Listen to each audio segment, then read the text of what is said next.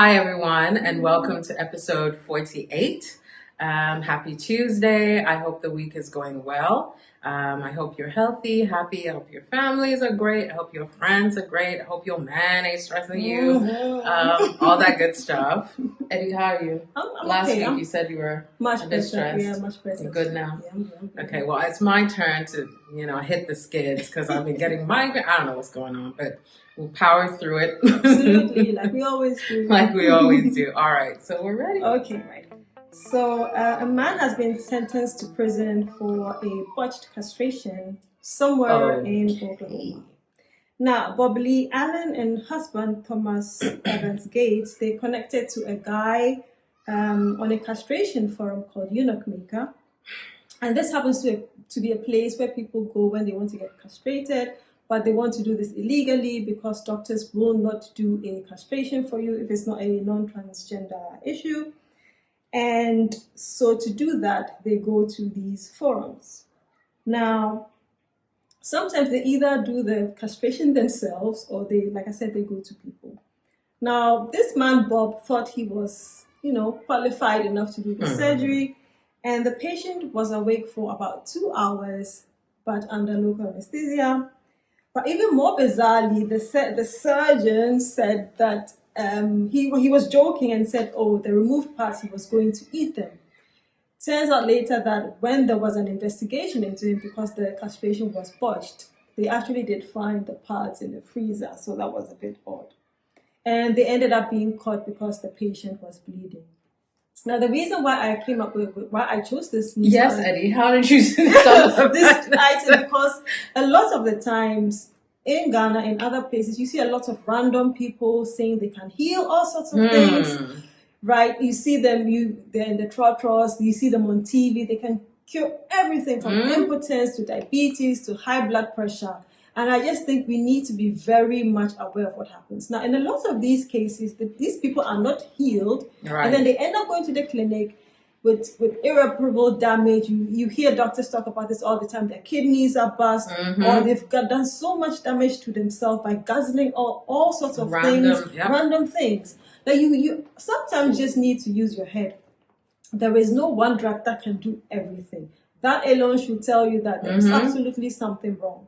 And I know that in Ghana, there have been cases where I think there was a plastic surgeon nabbed in East Legon.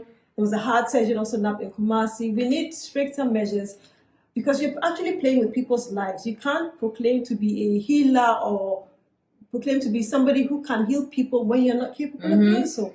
And I think even the herbalists, they have an association, they're regulated, aren't they? I don't know, but there are a lot of quack herbal doctors around. Absolutely. They just pick anything, sell it to people. People drink it. Oh yeah, this is all those things, So that's the reason why I actually chose this. We've got to be careful. Please don't be swallowing anything that you see. Take care of your health, because at the end of the day, even if sometimes these people say they can heal you, they might be doing so under unsanitary conditions, and then you might get healed, but then after effects, you're not infected, sepsis, all sorts of things, really, right? So this is sort of an awareness. Please be careful. Don't just be swallowing everything. It's your body. Your body is special. You need to do things right. Okay. So that's my really short in the news. That's great. To bring awareness. That's great. And I just want to add on the more bizarre end of the spectrum. So, as you know, I'm into piercings. Well, not piercings. I said tattoos, but I also was big into piercings at one point. So that took me on a forum called BME. Is it BMZ? Anyway, Body Modification Zine. They have a website. They even have a magazine. And there is a whole subculture of people that want to be eunuchs. Yes. Recently, they call it the Nullo movement or whatever it is. And it was even back then when I was heavy into it and thinking of getting a bull ring and tongue all sorts of nonsense that I never ended up doing. Well, not nonsense if you have one. I was chickened out more or less. But I was rather fascinated by some of the subcultures, people that fork their tongues and all sorts of stuff. And I'm just like, what has your penis done to you? I never really got a I think some people are repulsed because when I was reading the article, there are people who just don't want to have their testicles. Mm-hmm. It's uncomfortable for them, so they want to get rid of it. And again, this is not trans people. These are, Yes, just regular people hetero, who whatever, who for some reason are, Then there were the people that voluntarily want to be amputees. Oh. That's like a whole thing. A couple of people have done that themselves. They went and bought dry ice. What is it? Carbon dye, whatever. What is dry ice? I don't know. Or put their extremities in ice, like a bucket of ice for hours and hours until like they literally push themselves to the point where they have to get it amputated because and I'm just like, so odd. Like there's a lot going on in the world. There's a lot going on that we also don't know about. Right? Yeah, that's like basically protect yourself. Here, you notice all the time. Some of the medicines don't even have labels, ingredient labels. I'm like, it's not FDB approved. You don't even know what the contents are. They just have some funny picture on the cover saying it will do everything. No, you have to be careful. It's dangerous. Yep. Actually, very, very dangerous. A lot of the time, and like my dad says, that there's a lot of damage done to the kidneys. Yeah, liver, kidney, always shot to hell. By the time you're 40, your kidneys aren't functioning, and you're like, why? Exactly. Because you don't know the toxic side effects. You don't even know what's in it at all, good or bad, to know. So yeah. Yes, thanks for bringing that up. Okay, so for my in the news this week is a news item that may have flown either under the radar or over a lot of people's heads if you're not into finance stuff, which I'm not even. So please feel free to call BS on some of the stuff I'm going to say, but I tried to get my head around it properly. Again, this is not my area of expertise really. Okay, so recently, or in September 2021, Moody affirmed Ghana's B3 long-term issuer rating. And this also follows Fitch, who had revised Ghana's long-term outlook to a B-, which is negative in both cases. And that was in June of 2021. Okay, so who is Moody? Who is Fitch? What are credit ratings? And why should you care? All right. So Moody, along with Fitch and Standard & Poor's, are the three main credit rating agencies in the world. And they're so important that even though they're private corporations, they have special status in Europe and the United States. And this is something that's very common in the West and other parts, but we don't really have it here yet. But a credit rating agency basically assesses your credit worthiness, simply put. And for a credit rating agency, they do large corporations and countries and assign a rating from AAA, which is perfect or excellent, all the way down to D, which would be default. But once you get to C, that's considered junk ratings, right? Or junk bond, which we'll get into in a minute. So each letter grade indicates your likelihood of defaulting on a loan or on a bond issuance repayment. And for individuals, they also have what we call a credit score, and it's a big deal, but I won't get into that today. And also, they separate it into short-term projections and long-term credit worthiness projections. All right. So, as you know, many countries, in fact, all countries rely heavily on investment as a source of income to fund projects, what have you not. And so your credit rating is actually extremely important because a low credit rating or a bad credit rating makes it harder to secure investments and loans for national building and whatnot. So this brings me back to Moody's B3 rating for Ghana. All right. Now, as I said, B3 is about the lowest you can go. Once you get to C, it indicates it's a junk bond. So B3 is a negative long-term outlook, which basically means there's a high likelihood that Ghana would be unable to fulfill its long-term financial commitments. And it came to that decision or came to that assessment based on the fact that it said Ghana has a high debt burden already. It has high borrowing requirements, which I'll get to in a moment. It already faces liquidity challenges and is facing economic downturn, all of which has been enhanced by the pandemic situation. Okay, so as you may or may not know, Ghana ran a whole Ghana Beyond Aid campaign for the most recent government. And so they always have a habit of saying, we don't accept aid. Now they said they don't take loans. They issue bonds on the open market. and that's how they get money.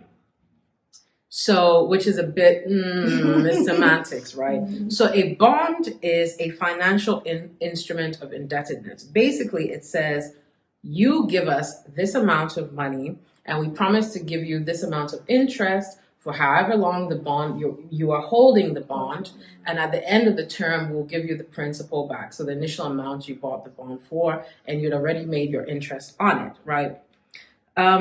So recently, so again in 2021, Ghana raised $3 billion with a Euro bond, and this was in April. And they were very, very pleased with themselves when this happened, and people were jubilating because already Ghana had a poor credit rating, right? So that makes getting a Ghanaian bond a risky proposition because the longer, of course, if you especially in the long term. Now, these bonds were issued over 4 years, 7 years, 12-year, and a 20-year term. So again, if you have a poor long-term rating outlook, it means if you buy Ghana's 20-year bond, there's a high likelihood that at the end, when you're here to issue your money, get your money, they're like, we ain't got it. Or the interest they're supposed to be paying you, they'll tell you that we can't give you your dividend this month or quarter or however they do it. Or they'll tell you like, we said we'd give you 5% every quarter, but we can only give you 2%. So that is the problem. So what Ghana did was, in order to convince people to subscribe to that Eurobond, is they made the interest rate ridiculously high to entice people. Now, currently on the open market, a 10-year, what is it? Let me just verify here. A 10-year bond from the US is paying 1%. We are offering a 12-year bond at 8% just to get people to be, of course, greed is, as they said in Wall Street, greed is good, right? So somebody's like, hey, I'll gamble on this. Let me just buy these bonds. And we're jubilating. That 8%, we probably can't pay.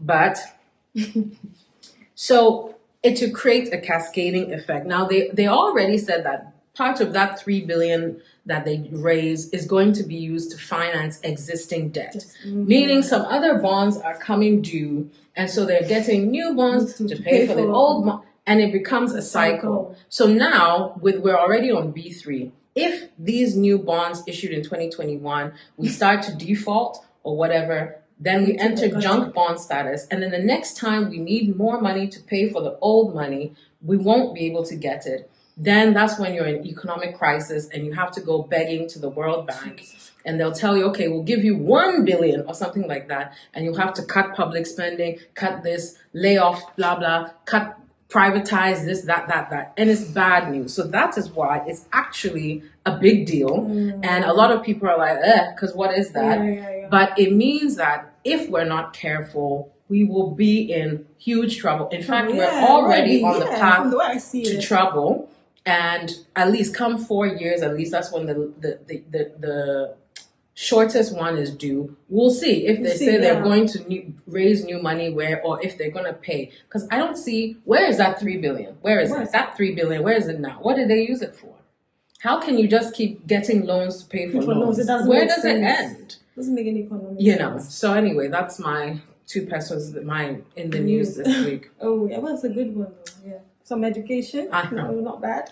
Okay, so I've got 2 songs for you today in Songs of the Week. And the first one is a song called Veg Out by Masego. I like him. Yeah, okay. Masego is called Micah Davis, and he is Jamaican American. He apparently is a trap house jazz pioneer, and he blends R&B, soul, jazz music together. And he taught himself the saxophone, the drums, and the piano. Very talented young man. And he released his Pink Polo EP in 2016. And his debut album came out in 2018. He also had a saxophone jamming appearance on NPR, Tiny Desk Concert, which got him 2 million views in 6 weeks. Half of those are mine. And so his name Masego is South African, and it means blessings.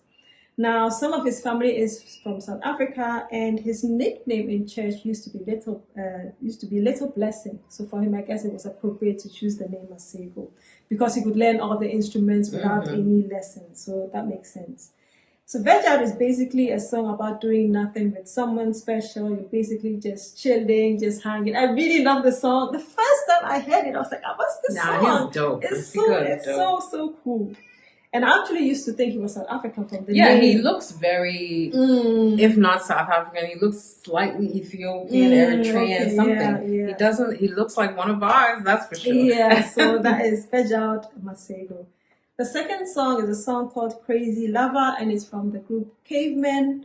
Now, if you've been living under a rock, maybe you might not have heard about them, but they've done pretty well with their debut album called Roots, and they've really made a name for themselves. The album is absolutely amazing. It's just really, really good. They actually came to Ghana. They came to Ghana in June, July. Yes. I know, but when I saw them pictures, not one mask, and it was packed.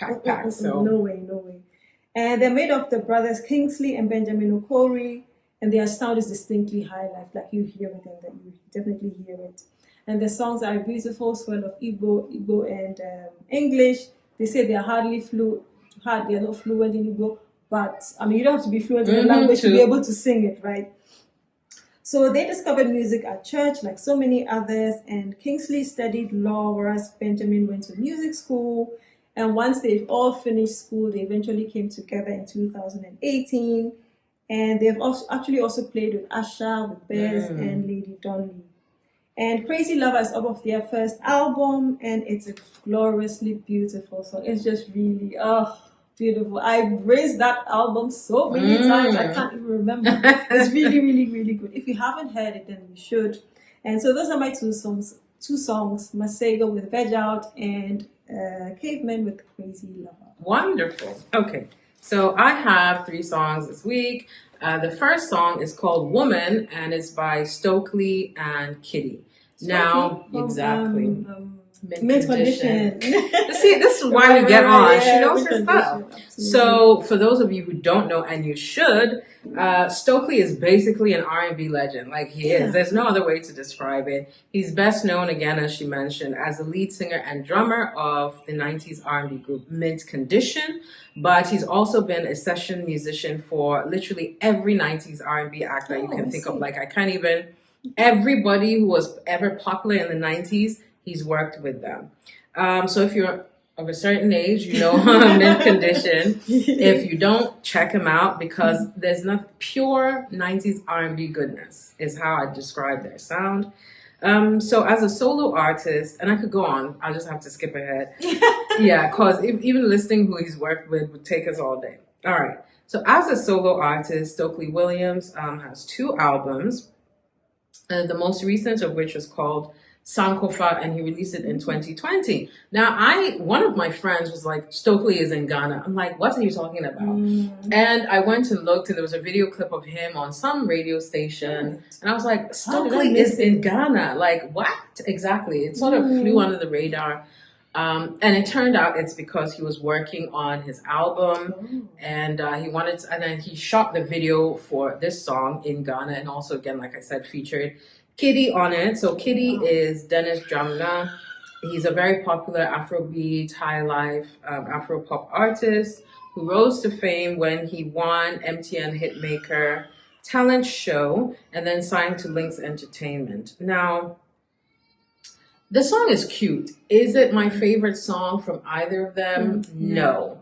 However, I do enjoy the vibe. I'm just happy that Stokley is still out here making music. He looks great. He sounds great. I love the initiative of that, going back to your roots thing and collaborating, not just coming here, but also collaborating with artists that are here. And so, and it's a cute song. Like, if you love classic R&B, definitely check that out. So that's the first song, Stokley, Woman by Stokley and Kidi. My second song is called Again, and it's by Wande Cole. So yes, Wande Cole is actually one of my favorite Nigerian artists. I feel like that man is criminally underrated. He doesn't get the props he deserves.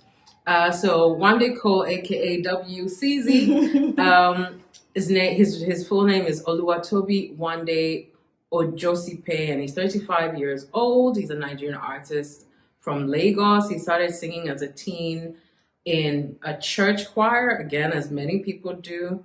And then he got his first break into the entertainment industry actually as a dancer. Yes. So he signed to Don Jazzy's Mo Hits, which is what it was back in the day in 2006. And he remained there until the label dissolved in 2012 after D'banj left, and it was a whole drama. And then he re-signed with Maven, what turned into Maven after that, but ended up leaving in, what is it? I don't know. He left a year later, I believe.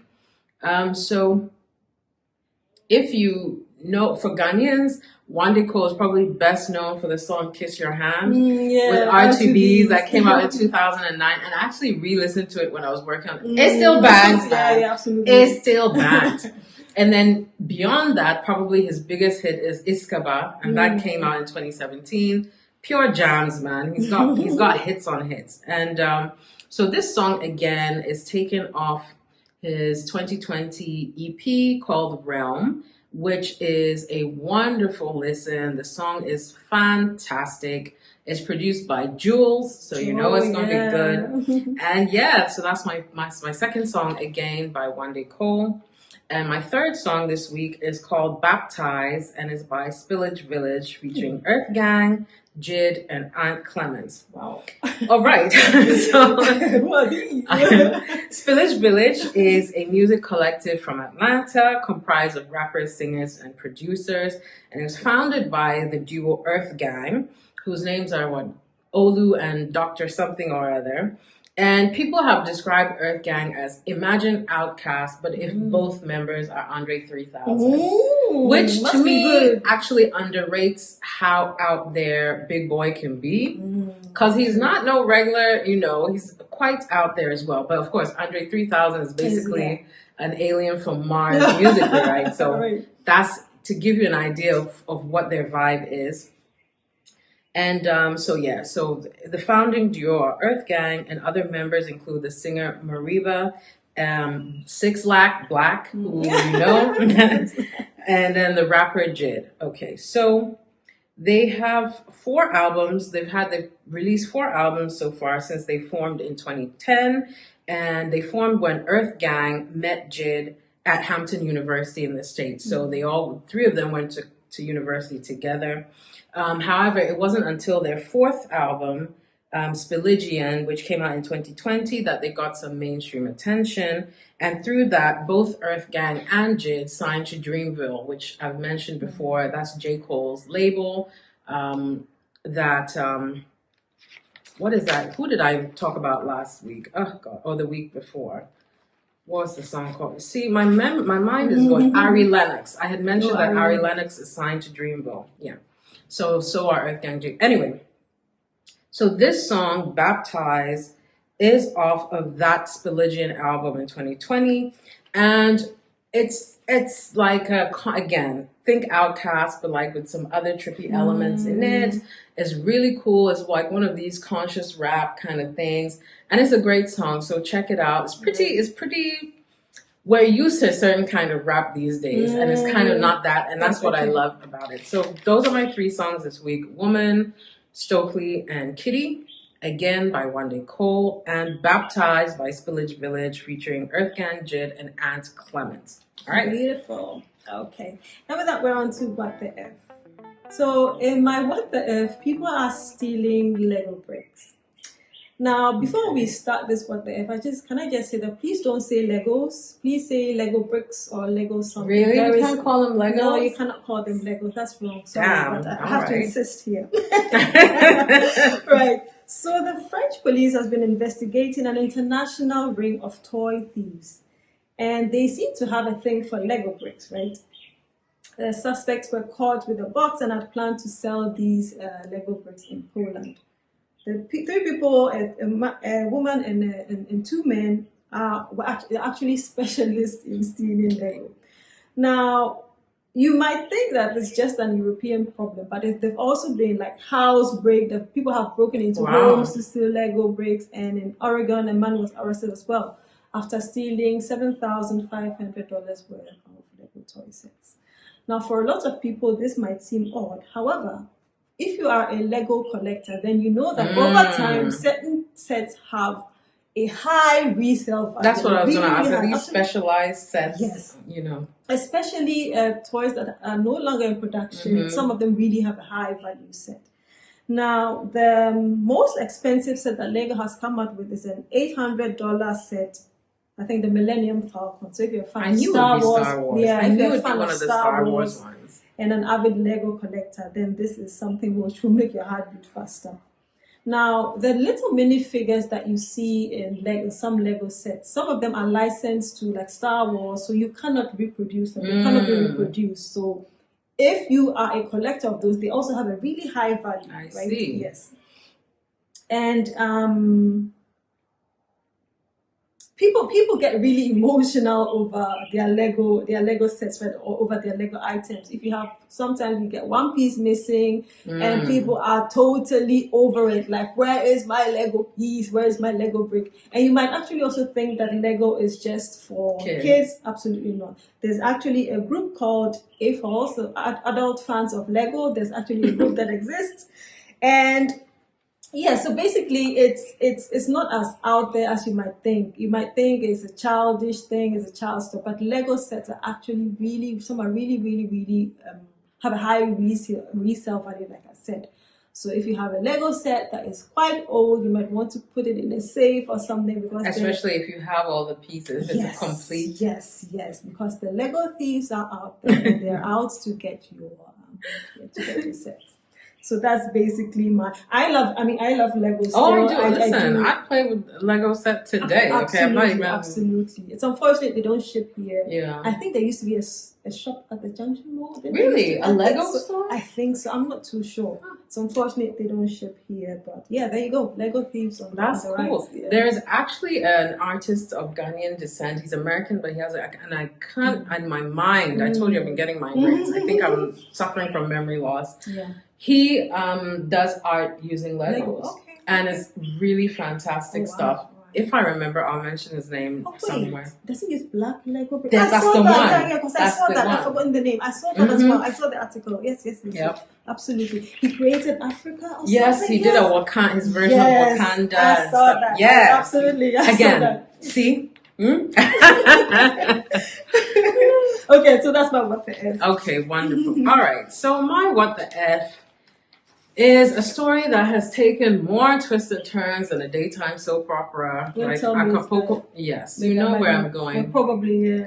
So, in September, again, a 29-year-old woman named Josephine Payne Mensah Simmons was reported missing by her husband, who said that she went on her daily morning walk and did not return. So there was a flyer going around, the police had been notified, so on and so forth.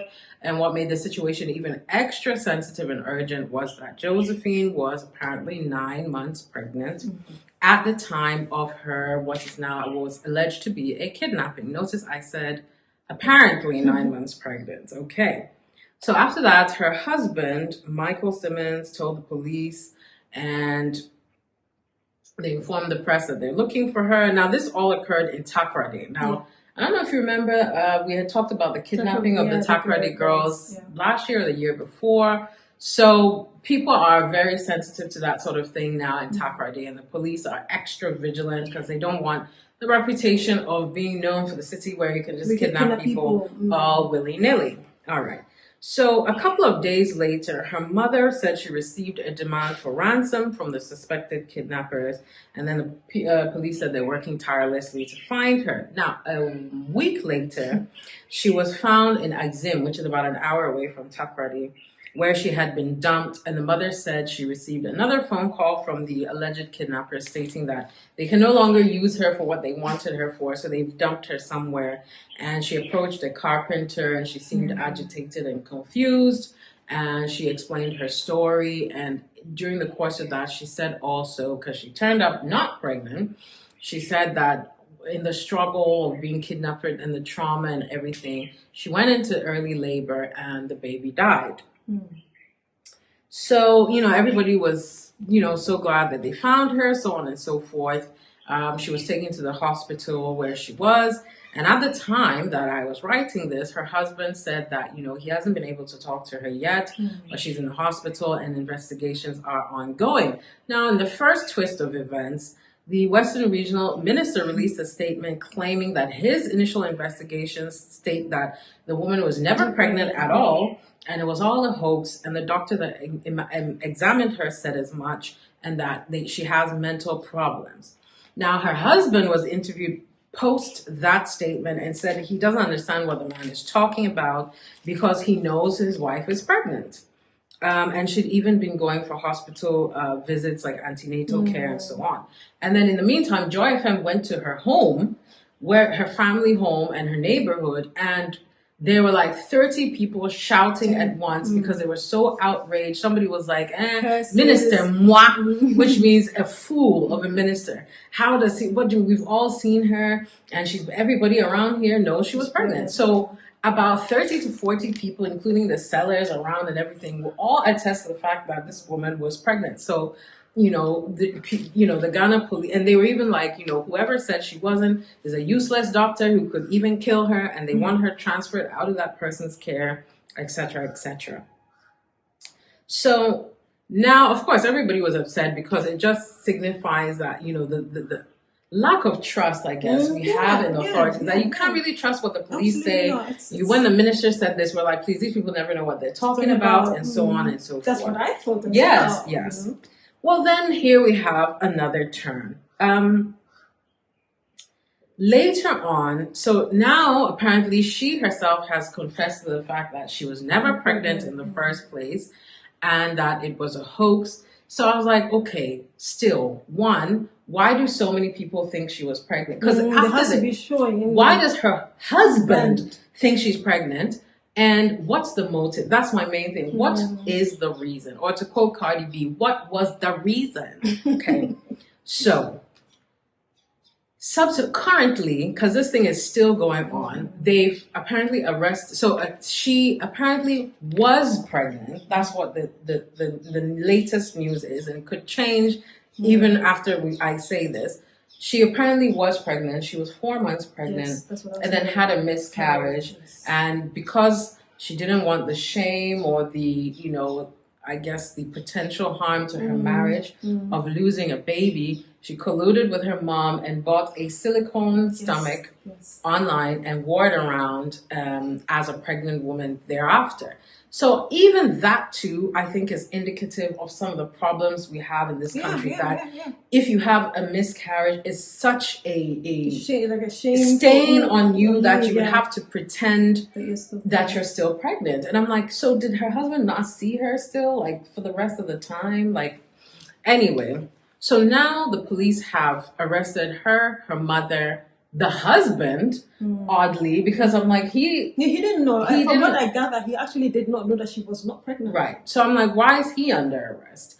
And of course, the relatives are even more agitated because they're like, how dare you? Not only have you said our daughter's not pregnant, now you've come to arrest her mother and what.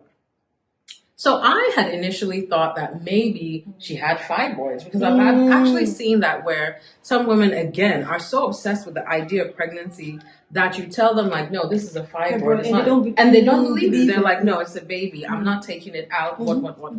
So I was like, did she have fibroids to the point where she was heavily pregnant? Because they were like, oh, she was so pregnant, she waddled and everything. They would have to help her to the bathroom to bath. And so I'm like, And I'm like, okay, so it still doesn't, what is the appropriate motive? Like, so I heard, I heard at some point, I heard that she said the husband was treating her really nicely when she was pregnant.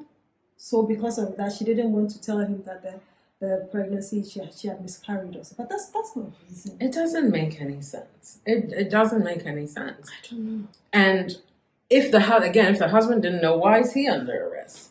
So anyway, weird situation. Very weird. Just the progression of this story was just every day there's a new, like, we're like, what? Who did what now? So anyway, that's my what the F this week. A madness. Truly. I'm sure by next week there'll be something else It again. would So be the story will exactly. definitely change. Because who kidnapped her then, or who took her, and where who did called? they? Who called for the Why ransom? would they make up a whole ransom element to it? And if the mother was in on it, then why are you calling the mother? Or did she lie about that? Like, there's so many things that don't make sense. But anyway, right. That's my what that. Okay. So then we're on to two Pesewas. So have you ever heard a sound and tasted food anymore? Oh, synesthesia. Yes, so heard someone's name and seen a color. Then welcome to the fascinating world of synesthesia. Now, synesthesia has Greek roots and means or translates to perceive together. And synesthesia is the ability or condition whereby info meant to stimulate one sense ends up stimulating several of your senses. So it's basically sort of an intertwining of the senses.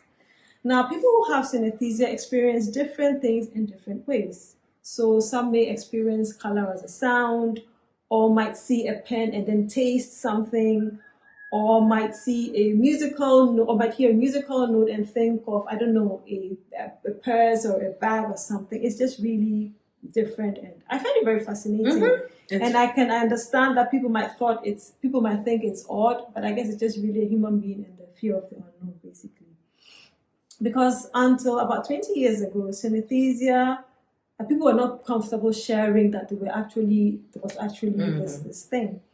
Now, John Locke, a philosopher, actually wrote about combined senses in the 17th century, but it was only the term itself was only coined in the mid-1980s. Some studies suggest that synesthesia, we're all actually born with it, but then we lose it at 8 months. Yes, so that's quite interesting. And it is also genetically inherited, so that's also something. You can also get temporary synesthesia from psychedelic drugs, or alcohol, or coffee.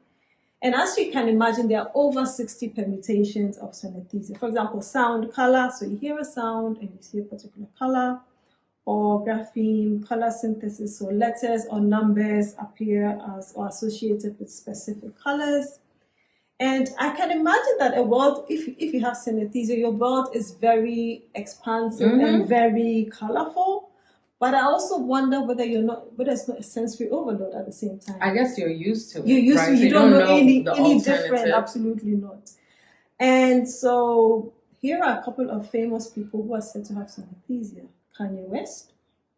So he sees pianos as blues and snares as white.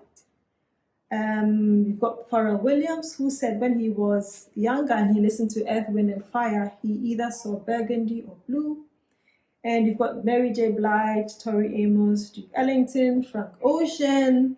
And it seems like a lot of synesthetes become artists. I was actually going to say that in music, it's actually a superpower. And there are actually quite a few producers who have synesthesia, and it's usually sound color.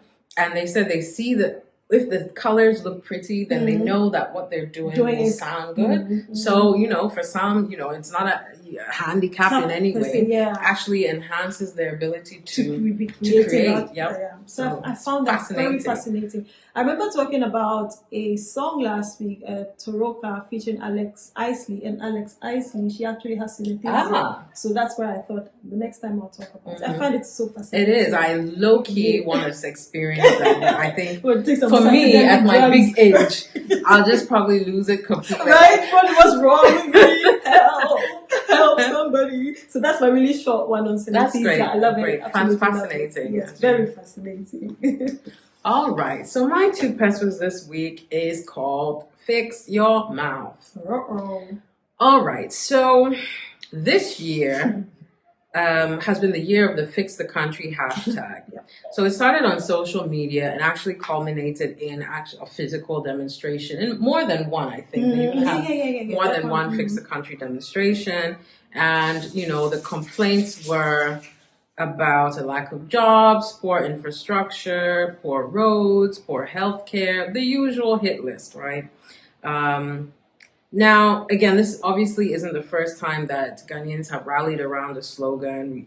This dates all the way, for what I know, to Kumi Preko, which was in the early 90s, Yeah. and that was a demonstration, physical demonstration as well. More recently, we had Occupy Ghana, Red Friday, things of that nature. So this is just the latest in a long line of clarion calls or battle cries, if you will. Now, one thing that has always stood out to me is how bizarre official responses tend to be to these sort of things, right?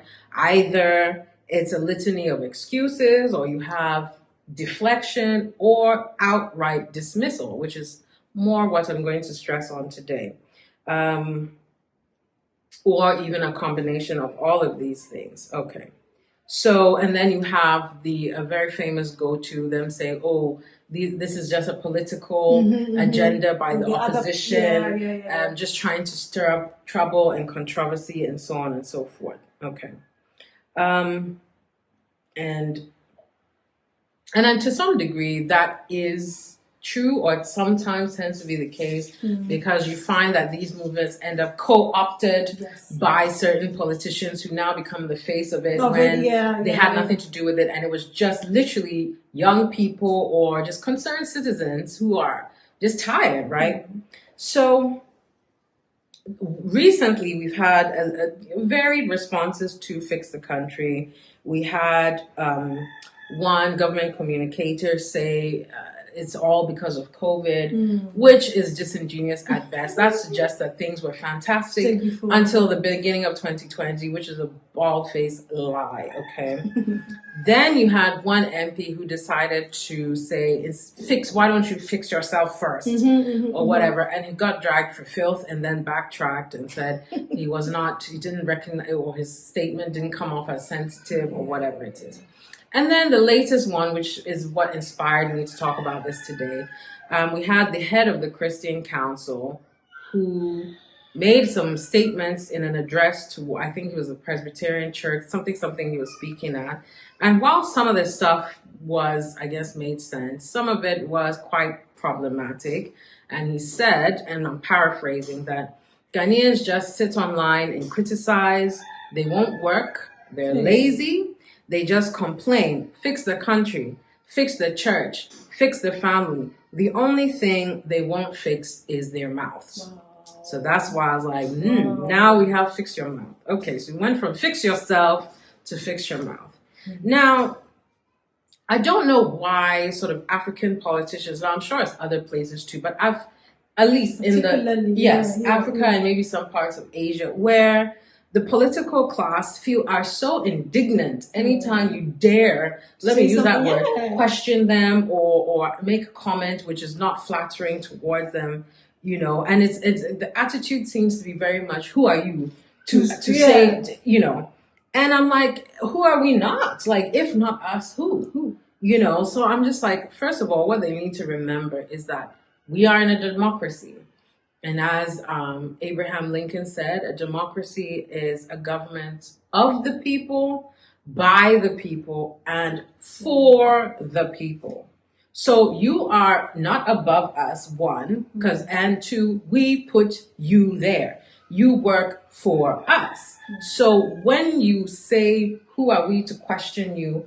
I'm at a loss as to what the hell they think. Yeah, because they do think they are above us. Yes, that's the problem. You are a public servant. I remember one of my friends was saying that he told a police officer that, do you understand that you're a public servant? And the man got annoyed. How dare you? How dare you? Who are you calling a servant? I'm a You see, the attitude. Yeah. They think this is like, you know, the royalty of the, 1300s. We are just indentured serfs or whatever. We labor in the fields and give the money to you. And then you ride around in your carriage with gold accessories and you wave at us at best or throw some stale bread. And we dare not open our mouths. Otherwise we'll be hung from the Tower of London. What do you think this is? What do you think this is? You are an employee of ours.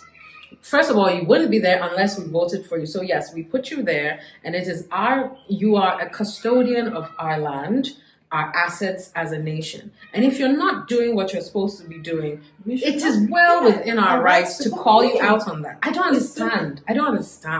They don't get it. They haven't gotten that they are working for us. They don't get really, it. the They way really they don't. comport themselves, they get their V8 Land Cruiser, Honorable, then they don't honorable. have to drive in traffic like the rest of us peasants. Yeah. We have to, prostrate ourselves. Yes, oh yes, honorable. Honorable. No man. It's just ridiculous, Oh, and right. Now, I will say sometimes, now I will confess to this, that yes, a lot of the times, genuinely, I can see where some of the who are you is coming from because, frankly speaking, a lot of my people are extremely ignorant, misinformed, and loudmouthed, right? But as I say, who is to blame for that as well? If you feel like, Ghanaians are idle and jobless, okay, did you provide them job opportunities? If one of the things that the hashtag is talking about is how there are a lack of jobs and a lack of opportunities, and you turn around and say you people are lazy and you don't want to work, it means you aren't listening.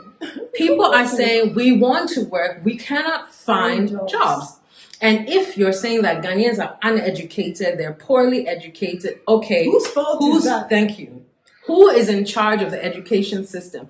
Whose job was it to make sure that, one, the quality of primary and secondary education is good, the foundation is there, that the university courses offered or postgraduate courses offered will align with the demands of the job market for a modern Ghana, that you projected that if population grows by 2%, then it means the job market or job, working force will also grow by X amount. Therefore, available jobs must also expand to meet so that you don't have 11% inflation, 20% inflation. It is just like a parent sitting down talking about, oh, my kid is trash. As for my son, he's so lazy. All that is a reflection of you and your parenting. A government is a parent. You are supposed to guide. You are supposed to put things in place. We've given you the money. You have all the money. You're raising billions of dollars in our name every year and whatever, collecting our taxes, collecting our oil revenue, what. You are supposed to be putting it to use for us and not sitting there and saying, you people should shut up because you don't know anything. Do you know how difficult it is to run a country? Really? Really? And, yes, they said, oh, the government cannot carry everyone on their head or whatever it is. Government cannot do everything. Come election time, they promise you everything except one man, one private jet. Everything. They will come, oh, we'll do this for you. We'll do that for you. Just vote for us. We'll do your thing. We'll do this. Why do you go around making all the promises under the sun and then turn around and say Ghanaians expect government to do everything? Where do they get that expectation from? Where? Setting expectations. Where? You're setting false, unattainable expectations because you want to get in power so you can steal the money and drive around in your horse-drawn carriage, aka Land Cruiser V8, with police escorts and stuff. And then you turn around and say that we do not have the right or the wherewithal, or we're not even worthy of just opening our mouths to critique. It's absolute and utter nonsense. They don't like us. I've said it. It is absolute and utter nonsense. If you really think they're out when they're promising you things, they're really doing it because they care about you. You're wrong. Yeah. All they want is your vote. Exactly. That's it. And then you have those that will say, okay, but where's the money to do all this? First of all, you keep borrowing money or claiming it's not a loan, it's a bond, whatever. And secondly, a lot of this stuff is not even about money. For example, you said, get up and this same man, get up and find something to do in your own environment. All right. Have you ever tried registering a company in Ghana? Eddie will probably tell you about this, her experience trying to get a identity card. Goodness. Oh, my experience, common vaccine that they were like, yes, get a vaccine program, COVAX, getting the vaccine. So you, the government, are an active impediment to people getting up and finding something to do as you claim, and will be the first person coming around to harass you about taxes when getting to even that point, getting a driver's license, doing anything in this country. It's so many stumbling blocks. Oh my God, it's horrible. So you won't give us the tools. And secondly, you're going to impede our ability to do things for ourselves and then have the audacity, the gall to turn around and sort of slap us down when we complain about the things in this country. Now, again, back to it not being about money. Asking people that you've already paid to do a job, to do that job well, doesn't take extra amounts of money. No government, I've never heard once any Ghanaian government agency or employee being subject to a performance review. How many, if it's Ghana card, how many cards did you process out of this office this month? There should be a target. You should be able, if you're supposed to be doing 100 and you're doing 30, you need to explain, or you're all out of here and we'll find somebody else that can do it. Why did it take, why should somebody have to sit somewhere from 4 a.m. to 7 p.m. to get something done? What is the reason? All the police roaming the streets here. How many cases did you process this month? How many case detectives? How many murders did you solve? How many crimes did you solve? If you're not doing it, you go out. Ghana, the public defenders, how many cases did you see? What all your cases have been ongoing for 7 years or whatever. You're just walking up and down. All these things. Don't tell me that this takes money. Demanding somebody perform at the level which is acceptable is not something. We're not saying that we want to have 7-lane flyovers or whatever it is. Even just the pure, efficient management of the existing things. You would see that the money would start coming from anywhere because they're stealing it or not doing what they're supposed to be doing. So we're not getting the money. Do you know how easy it would be to get fines from irresponsible drivers and make money? Do you know the thing that kills me the most is Ghana police always walking around broke. You go to prisons, barracks, and I'm like, in America, the police service are rich. If you sue the New York Police Department, it is the New York Police Department that will pay settlement of $6 million out of their own coffers. They didn't get it from the governor or anything. It's their own bank. You've done it's a lawless country. The country can make so somebody much money. dedicate was even just for today, if you drive along the shoulder of the road, fine you 100 cedis. That day alone. Do you know how much money Ghana Police Service should be the richest government agency. Forget Cocoa Board and forget GNPC. Just enforcing the laws and finding people the amounts that they claim they're going to fine people, because everything is written down somewhere. It's just that nobody cares about it. If they were to do just that, we'd have money out the wazoo from that alone. They're sitting here, they're taking 5 CDs, 10 CDs. Yes, 2 CDs. and you just pass through. Your one wheel is missing. No problem. This one, 20 Ghana, give me out, and you go. If you were to find that we like park, we're impounding your vehicle. You charge for every day that is impounded. Come and pay your fine. Process it. What is all this? And you have what do you mean? Who are we? What is going on? There are simple I'm solutions sick of it. to so many things, but we're just refusing to think. Yes. I'm sorry, but that's what it is. The NHIS was almost in collapse because, they give the money and they don't. If I speak about this NHIS, the problems they are. First of all, if you're a private hospital and you accept NHIS, you won't see that we money. Have to stop. We have to stop. We still haven't, because it will ruin your business. And the reason, and the whole 90% of the reason, is that the government hospitals where the NHIS is working will come and claim false. They'll say, okay, this person came here 10 times this month, so therefore this one patient generated 10,000 CDs worth of. Meanwhile, they only came there once or whatever, so that it's a nightmare. They have to give that hospital millions, which goes to the admin director's pocket, the hospital director, the head of the insurance claims or whatever. So the NHIS is permanently broke because apparently Ghanaians are going to the hospital at alarming rates that they're actually not doing. So when you come as a private enterprise trying to file your claims, they'll delay you for months and months and months and months. Plus, you won't get your money. It's terrible. And then you come and turn around and say there's no money to fix the country. There is. Go and audit what people are doing. We had an auditor general, they got rid of him and said he was mentally unstable or whatever, simply because he questioned something. I mean, come on. I'm so frustrated by this country. I'm so frustrated. Every day something. We are a country of 30 million people. The state of Ohio has more people. There's no reason why we shouldn't have a handle on some of these things. There's money. There's so much money in Ghana. It's just falling through the cracks and falling into people's pockets. And it needs to stop. We need to, first of all, we need to stop respecting these people so much. Me, I don't. Everybody knows that. MP and so what? Maybe that's why I don't get ahead, because I'm not kissing nobody's ass, because you don't deserve it. You don't even deserve it. You're a thief, for one. Anyway, I'm sorry, I'm rambling now.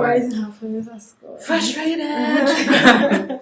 Okay. Yeah, so that's it for this episode. We'll See you next week. Bye. Bye.